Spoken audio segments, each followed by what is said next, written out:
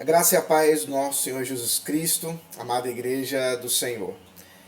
Nós estamos em esse período, de privação de nossa comunhão por causa da segurança e por questões realmente de cuidado do nosso conselho, para que você, ainda que em casa ou com seus irmãos, amigos, num pequeno grupo, possa adorar ao Senhor, mesmo que nós não possamos estar juntos neste domingo.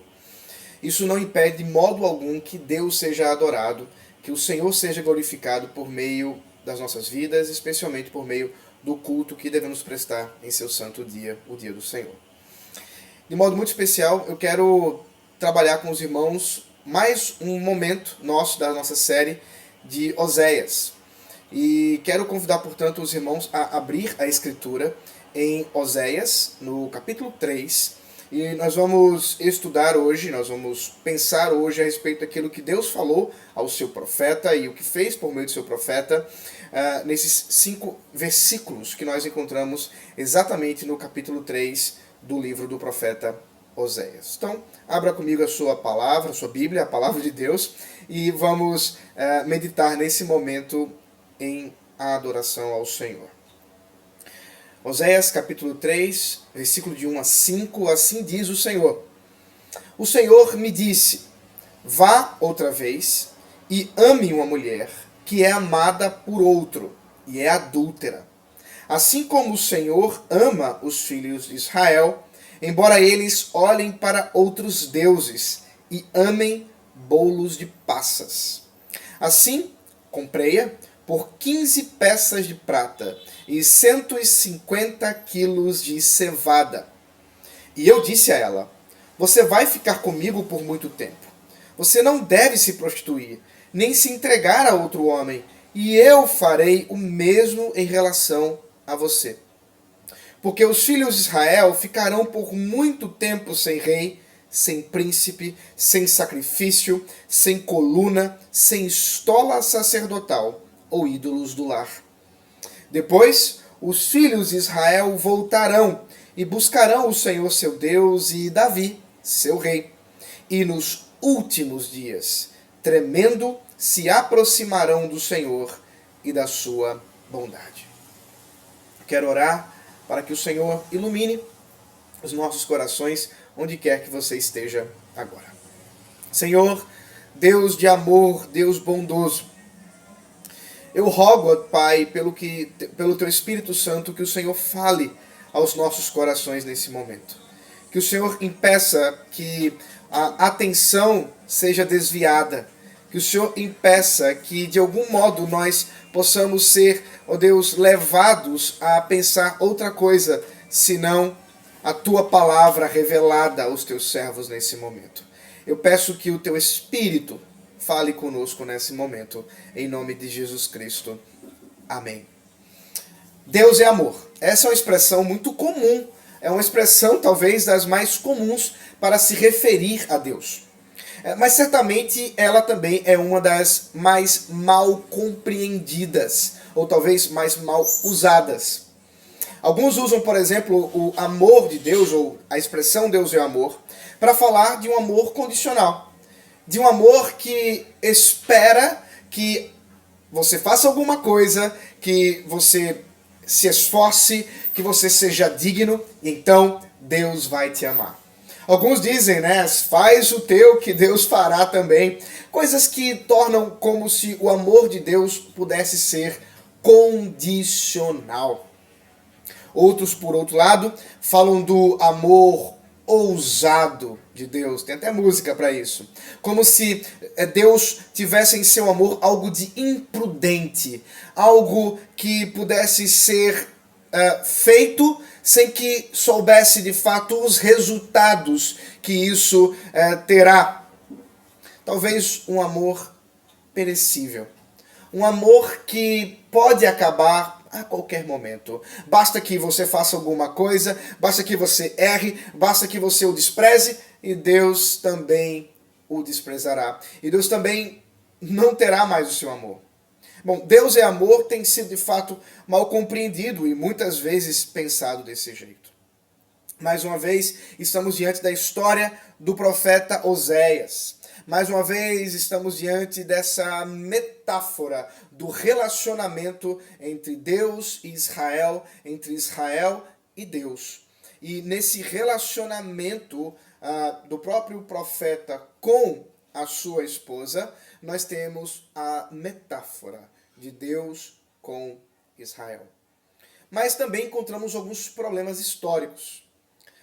Algumas pessoas pensam, por exemplo, que a mulher Gomer, mencionada no capítulo 1, é diferente da mulher mencionada aqui no capítulo 3. Outros também têm muita dificuldade em considerar como que o profeta teria se relacionado, casado com uma prostituta cultual ou alguma coisa do tipo. Para esses, portanto, talvez o caso se dê não que Oséias de fato tenha tomado núpcias ou realmente casado com uma prostituta, mas na verdade Oséias não passe de um personagem talvez figurado ou ainda que seja um personagem histórico. O que está acontecendo com ele é na verdade um sonho ou coisa do tipo. Calvino, inclusive, tinha essa posição exatamente por sua dificuldade em compreender do que se trata essa prostituição. No entanto, nós não precisamos ir tão longe. Precisamos acreditar, sim, que o profeta Oséias é um personagem histórico e que, de fato, tomou núpcias, casou. Agora, como compreender este casamento? Primeiro, quando Deus usa a expressão em sua palavra prostituta, não necessariamente ele está falando de uma prostituta cultual, de uma mulher que estava oferecida ali nos templos pagãos para que pudesse ser usada pelos homens através de algum valor dado aos deuses. A expressão prostituição pode ser entendida de forma mais genérica, de infidelidade. Isso não é estranho à Escritura e o próprio Israel está sendo chamado de prostituta, ainda que não seja uma prostituta cultual, mas sim uma esposa infiel, como é de fato a analogia usada por Oséias. Portanto, acredito que, apesar da dificuldade histórica, dificuldade textual, nós podemos manter a ideia de que Oséias de fato tenha contraído núpcias com Gomer e ela, uma mulher infiel, tenha se prostituído, isto é, tomado outros homens em infidelidade para com o profeta Oséias. Ainda assim, Deus, como veremos, ordena que Oséias tome de volta a sua esposa, como ele também toma de volta a sua esposa. Porque esse é o tema central do livro. Já vimos isso, mas é bom lembrar. O tema central desse livro é a infidelidade, a perversidade, a maldade de Israel em quebrar a lei do Senhor. Ao mesmo tempo, da bondade, da fidelidade, da graça de Deus em seu amor pactual e permanecer fiel, porque aquilo que disse, Deus não volta atrás. Portanto, hoje nós vamos considerar o sempiterno amor de Deus. A expressão sempiterno, para que você não se esqueça, é uma palavra só, sempiterno. E esse sempiterno tem a ver exatamente com esse amor de Deus que jamais acaba. O versículo de 1 a 2, nós encontramos de 1 a 3, perdoe-me, nós encontramos o amor sacrificial desse Deus que jamais deixa de amar o seu povo. Primeiramente, Deus ordena ao seu profeta: vá, ame mais uma vez essa mulher. Traga para si. Ela é adúltera, ela está agora com outro homem, ela é infiel. Ela se comprometeu com outro quando ainda é sua esposa. Mas você deve trazê-la para si novamente.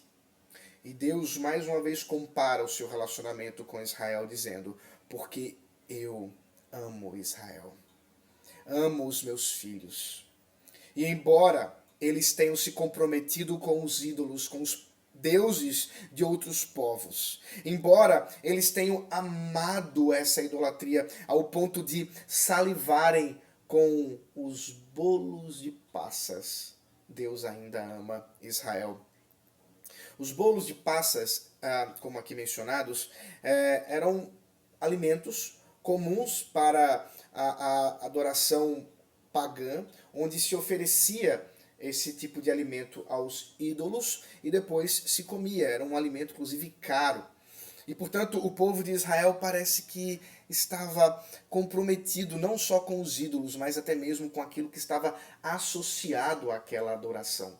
Estavam comprometidos com os prazeres envolvidos com a idolatria. Havia algum tipo de alegria ao desfrutar da presença da adoração pagã, da infidelidade. Por outro lado, o Senhor que se sacrifica, o Senhor que se entrega, o Senhor que ama sacrificialmente, mostra por meio do profeta Oséias até onde Deus vai em seu amor. O texto nos fala que o profeta comprou a sua mulher de volta. Ele diz no verso 2: assim comprei-a por 15 peças de prata e 150 quilos de cevada. É difícil precisar o valor disso, mas sem dúvida alguma era um valor muito alto. Alguma coisa que para o profeta envolveria muito esforço, um grande sacrifício para que o profeta pudesse resgatar, redimir, cumprir, portanto, o pagamento de sua esposa. A ideia do texto é como se ela agora fosse propriedade, como uma escrava de outro homem. A história de Oséias não nos dá detalhes sobre como que ela tornara-se escrava deste outro homem.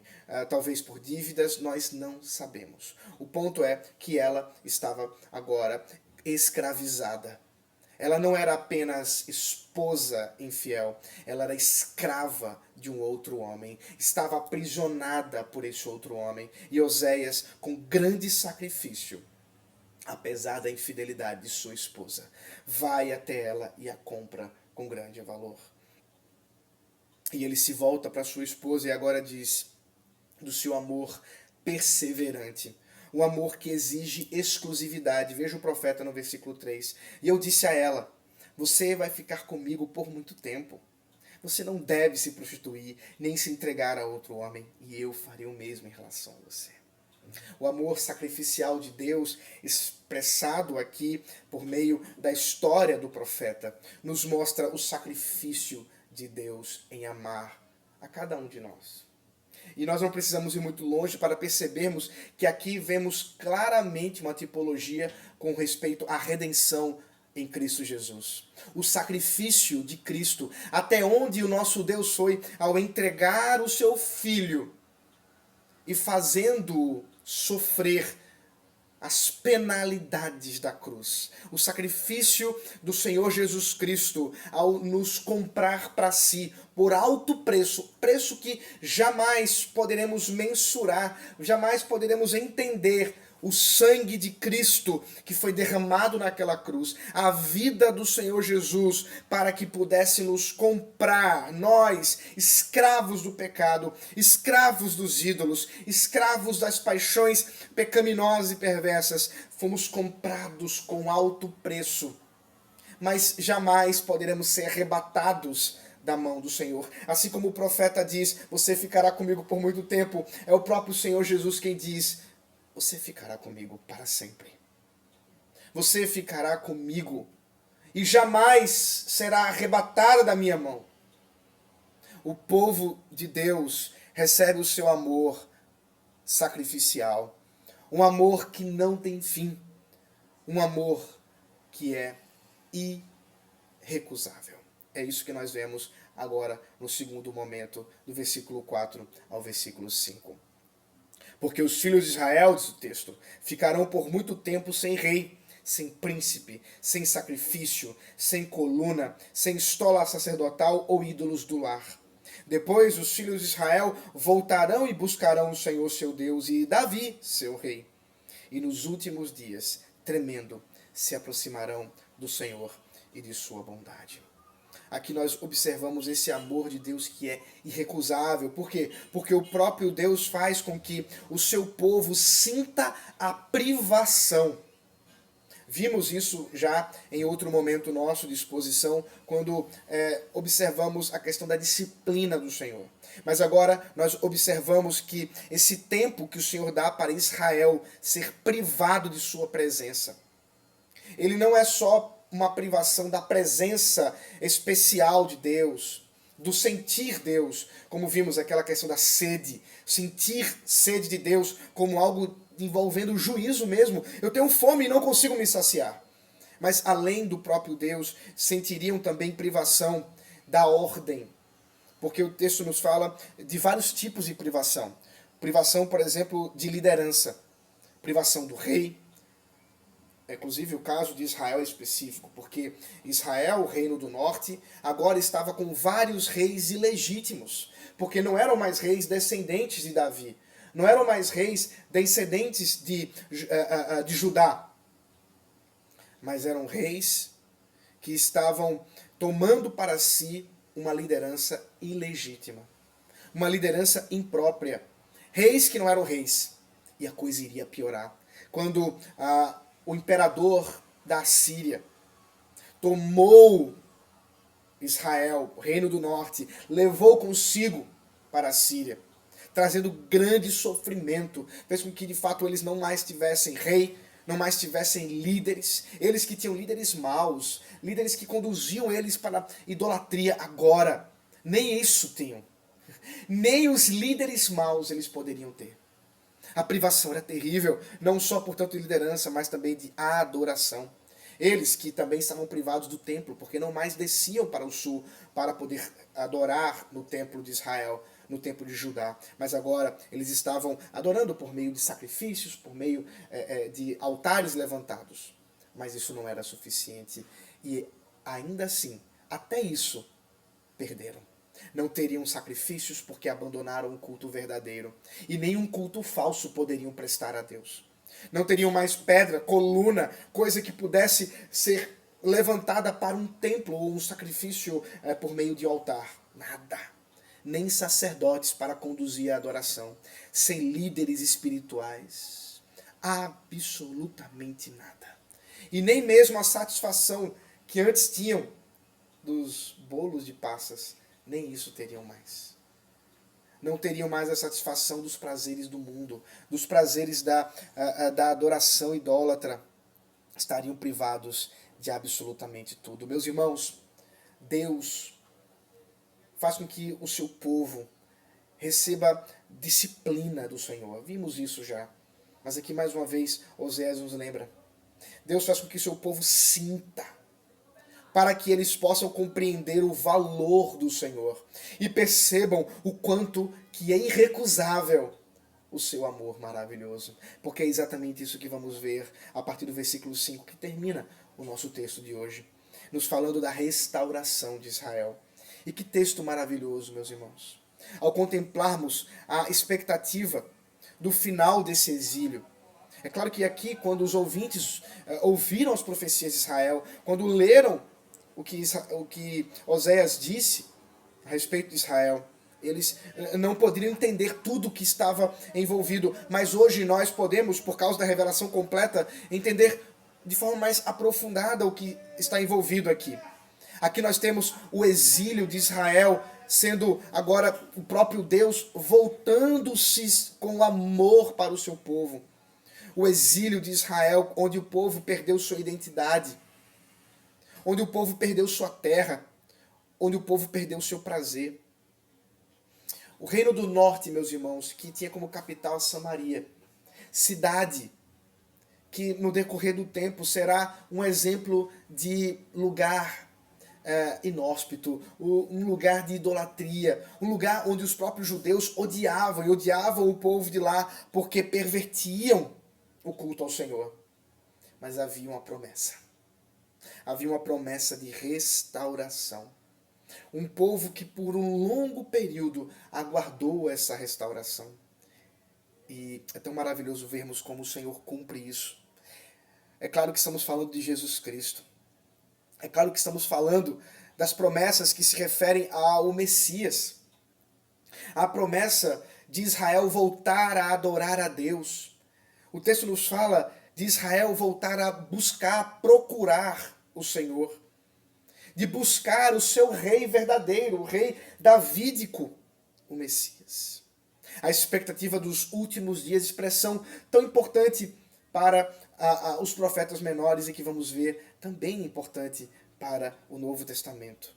Essa expectativa da chegada dos últimos dias, que em cumprimento com a vontade do Senhor, envolve exatamente a chegada de Jesus Cristo.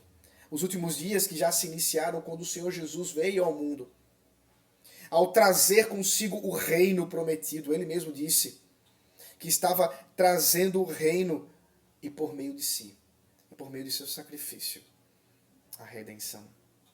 É curioso pensar que foi exatamente uma mulher samaritana, lá do Reino do Norte, que se encontrou com Jesus naquele dia.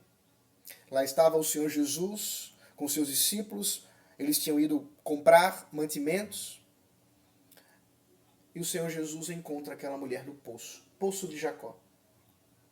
E o Evangelho de João, capítulo 4, nos relata essa história, onde lá estava aquela mulher e o Senhor Jesus, que não havia com que tirar água, começa uma conversa com ela. E nessa conversa nós tomamos conhecimento de coisas muito curiosas sobre essa mulher. Ela era uma mulher adúltera. Era uma mulher que tinha muitos maridos, mas que o último que tinha nem marido era. Uma mulher que teve relacionamentos, nós não sabemos a história dela. Talvez tenha sido desprezada por seus maridos. Talvez tenha vivido a prostituição da própria esposa de Oséias. Uma mulher que, à semelhança de Gomer, também era adúltera. Mas naquele dia, ela se encontrou com Jesus.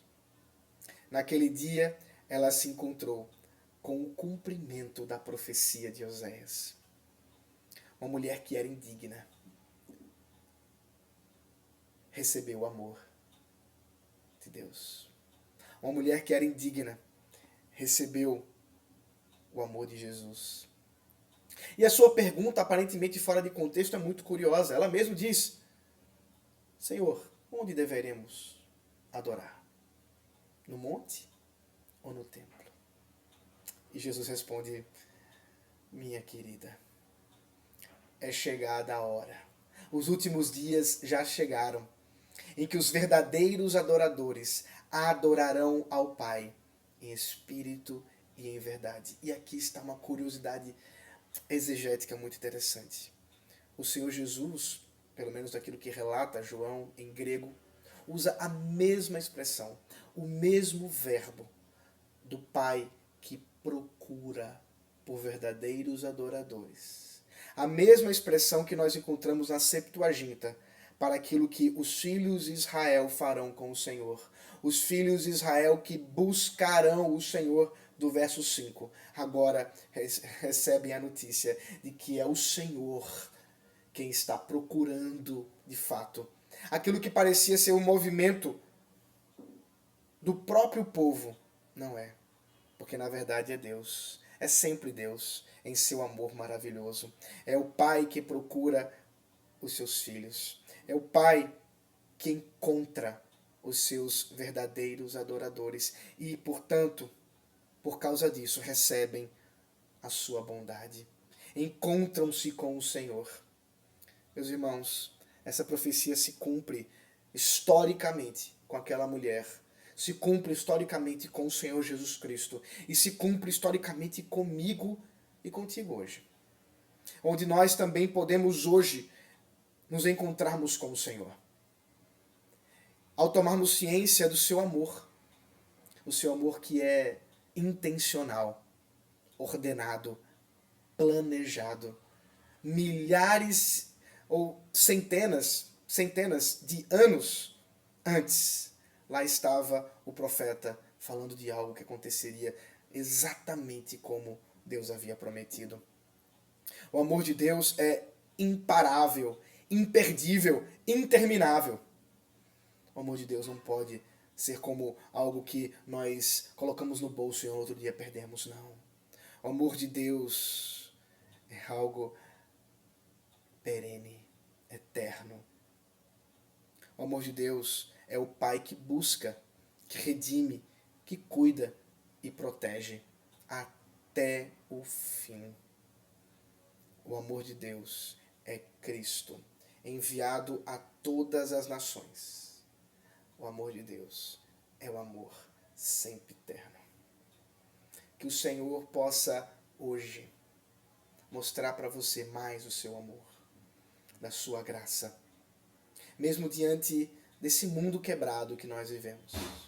Termos a certeza, a convicção de que o amor de Deus jamais acaba e que a obra de Cristo é hoje verdade para mim e para você. Que Deus te abençoe, meu irmão e minha irmã. Que o Senhor esteja contigo durante esse tempo de feriado e que o Senhor esteja abençoando